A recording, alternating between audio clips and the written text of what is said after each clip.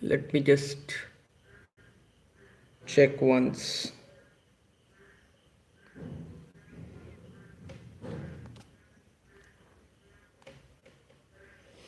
Good evening, good evening, good evening to everyone. Good evening to everyone.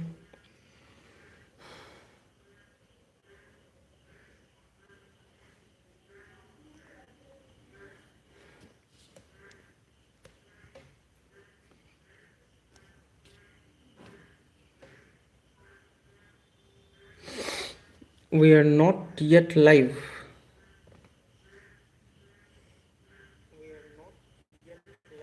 Oh, now we are. So we are now live. I think there are some issues. Okay. Okay. Mm-mm-mm. Good evening, good evening, good evening to everyone. Good evening. Happy International Workers' Day.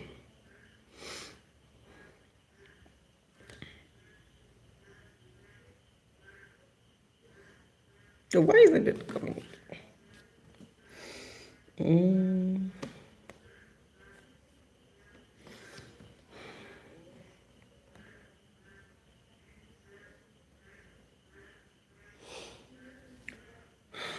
Good evening.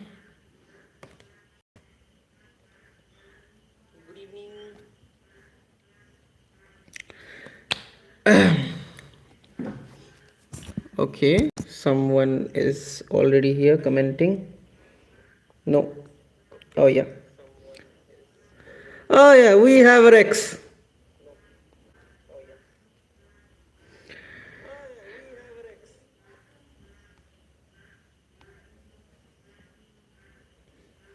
I think the sound is coming double, right? Yeah, yeah. It's okay. Okay. Hi, Rex. How are you? How are you doing? How is the weather in Pathankot?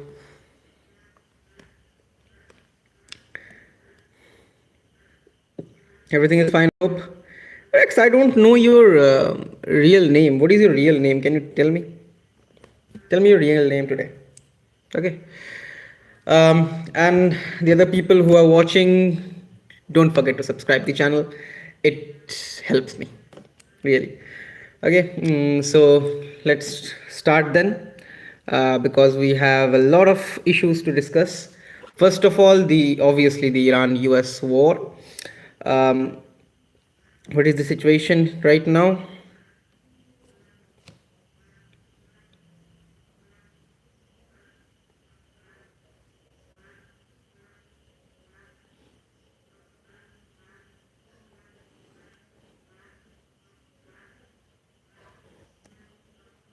Kind of private.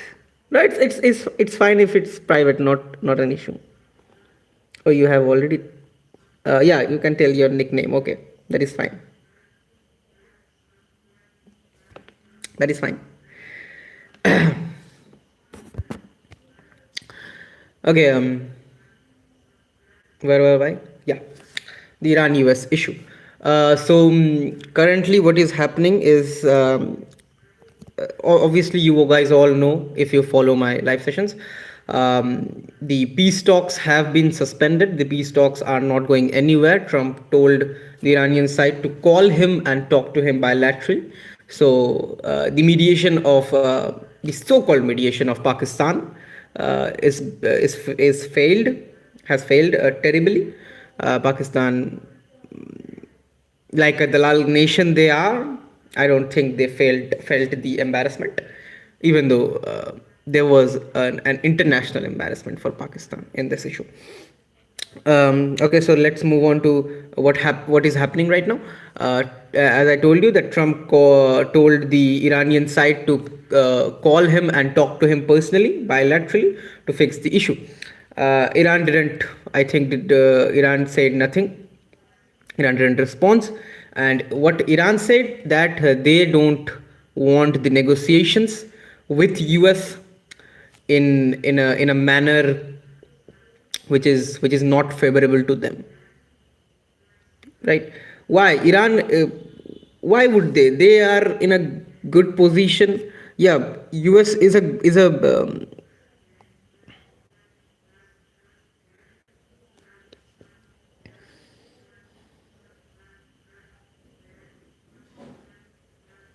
Just a moment.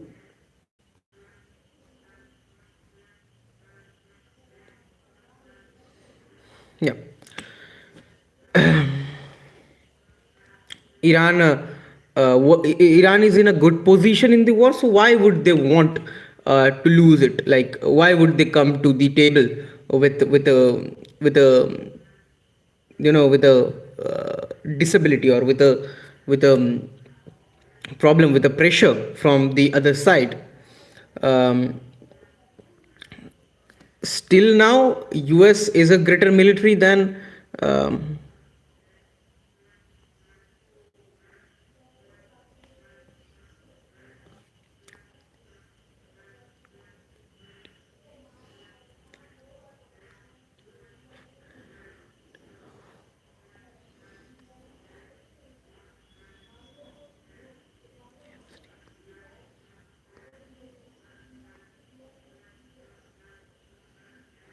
what?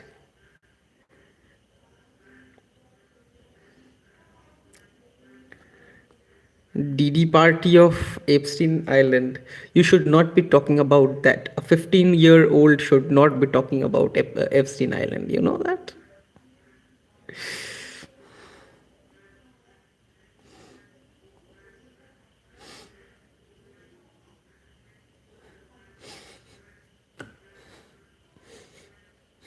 GTG by. What does it mean?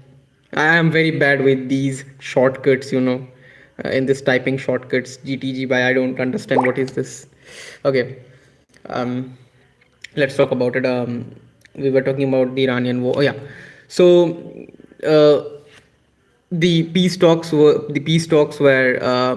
frozen at a place, and Trump was giving these kind of statements, which were actually not favorable for Iran, and Iran was not going to, dislook, unlook their virtue and unlook their sovereignty, and go to a negotiation which is not good for them. What are you asking? Why are you giving question marks, Rex? What did you ask? Did you ask something? Did party of Epstein Island? Did you ask about the Epstein Island? I have spoke about Epstein Islands in my previous videos when it was um, initially out. Okay. If you have specific questions about Epstein Islands, you can write. I can answer that. Okay. So I was talking about the yeah. So Iran was not bowing down in front of Donald Trump, and that, I think, hit the. Said hi, hi Rex, hi Isaac. I know you are here. So the U.S. party, sorry, sorry. So the US side is not going to end the war, and Iran has their sovereignty very high. So they are obviously they are giving a good fight to USA. Now, what is happening is that recently, US, as you know, first of all, US gave a $200 billion extra package for the Iran war. US announced that. Donald Trump himself announced that $200 billion. They asked from the Congress to release this fund, um, to fund the Iran war. And now, what is happening? US wants when US wants a 1.5 trillion dollar defense budget. Now that is absurd. India's defense budget is somewhere near 75 to 85 trillion US dollars. I am giving one 10 sorry $1 billion. Why I'm giving a $10 billion gap? Because rupee is depreciating a lot.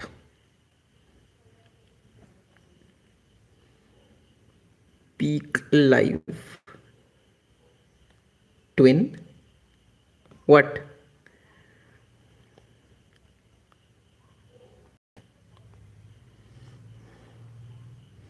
Hi, Rex. Hi. Oh, you are here. I have to go. Bye. See you. Yeah, see you. See you, Rex. Have a good time.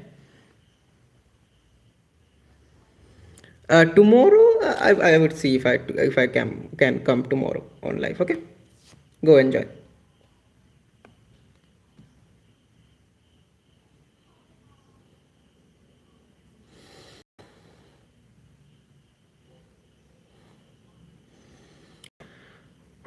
Okay, we have KUKW from Sri Lanka. Hi, how are you? How is the weather in Sri Lanka? Like done. Okay, thanks. Thanks for that. Thanks a lot for that. Just a second, guys.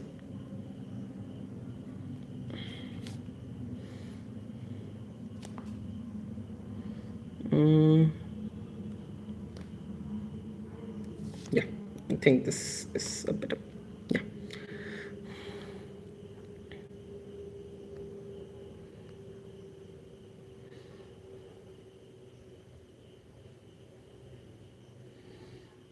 I'm okay. Happy to see you live. Thank you, KW. Thank you for liking the video. How is the weather in Sri Lanka?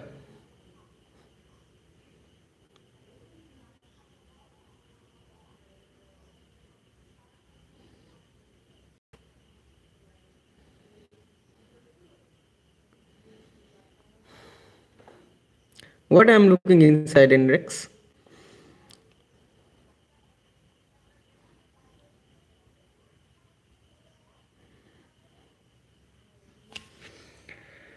Hmm.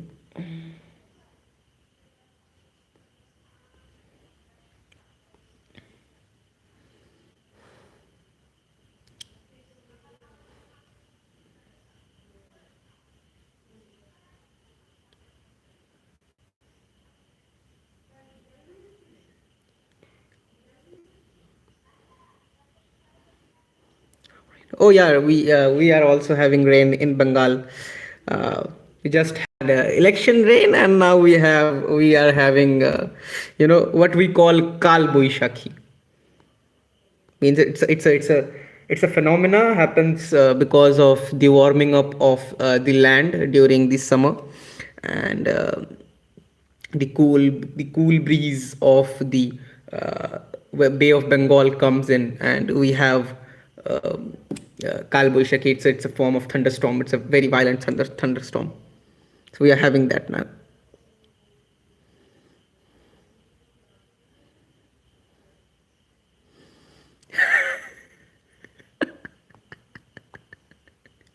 You guys are having talks about Ravan.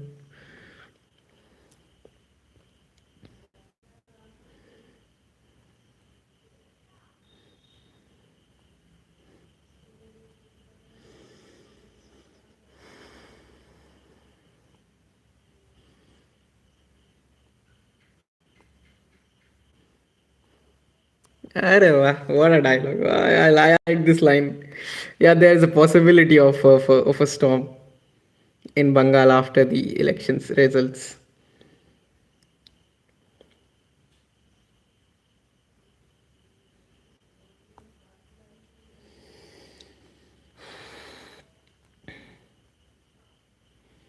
Sit up.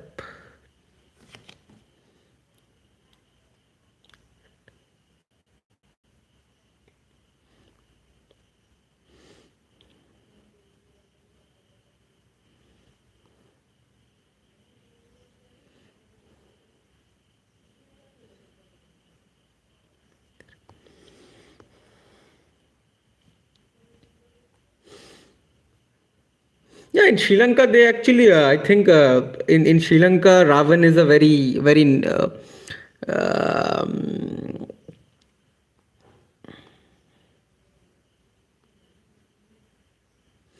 Ravan is a very intellectual person. His who did one mistake in his life, right? This is the perception of Ravan in Sri Lanka.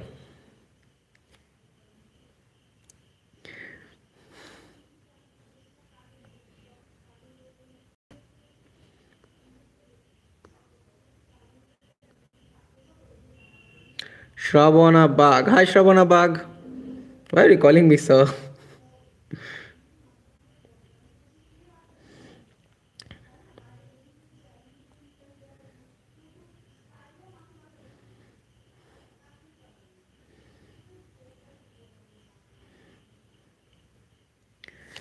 Okay, you guys talk about Lanka and Ravan. Let me finish this topic, then I will be taking your questions. Or I will be watching your conversation. Okay.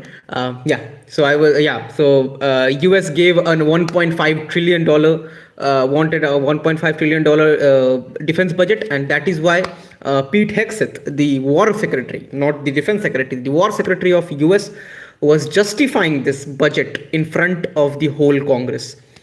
Now, what they want to do with 1.5 trillion dollars, according to Donald Trump, it is important for USA to maintain the largest and strongest economy, the largest and strongest military of the world. They are going to buy warships and fighter jets, new warships and fighter jets. What I am assuming from it, look, China has a defense budget of what they say is around 3 to 3.5 billion dollars, 350 billion dollars. But according to various geopolitical analysts, they says that China has a defense budget which is double what they say, mean around 700 800 billion dollars.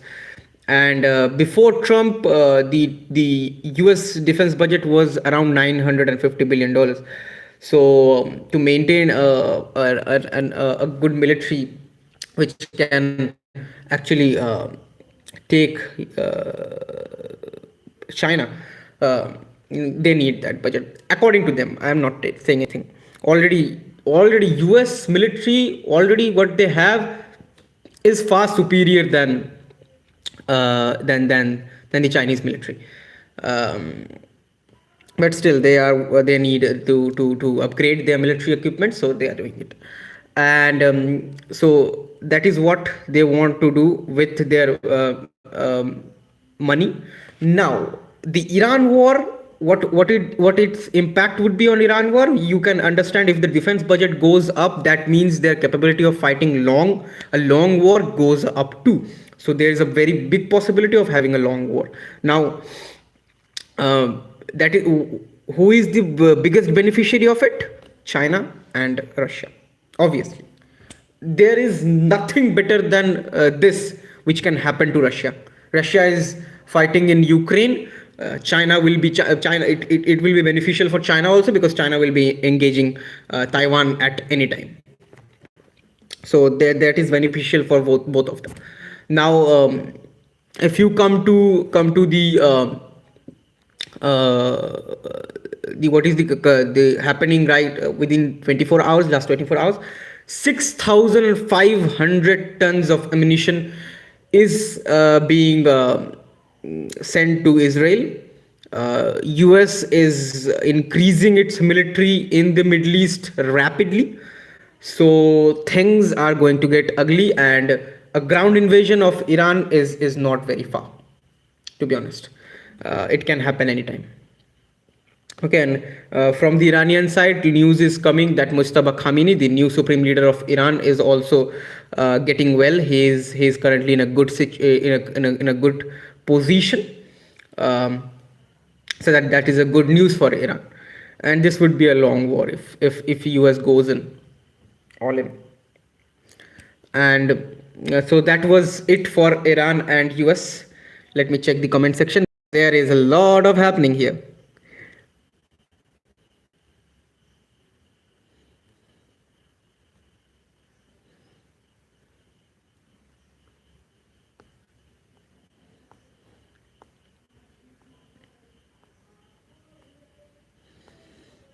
Oh, I don't think a lot of it is happening. Okay.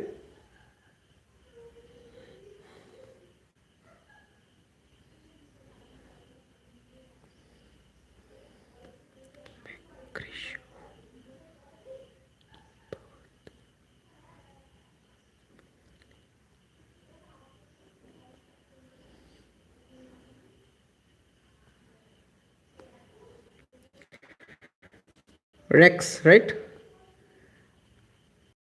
This is Rex, right? Yeah, Rex. So we will call Rex from now Krish. Okay. Okay, Rex. We'll call you Chris from now.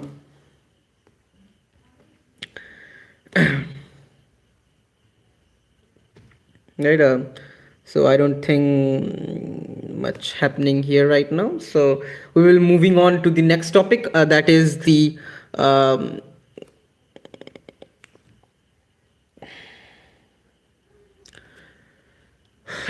that is the OPEC issue. Another issue of Middle East. A game, maybe a game changer for the Middle East politics. That is UAE, the United Arab Emirates. They pulled themselves out from the OPEC. Now, what is OPEC? OPEC controls the crude oil prices in the whole world. What are the who are the members of this belt?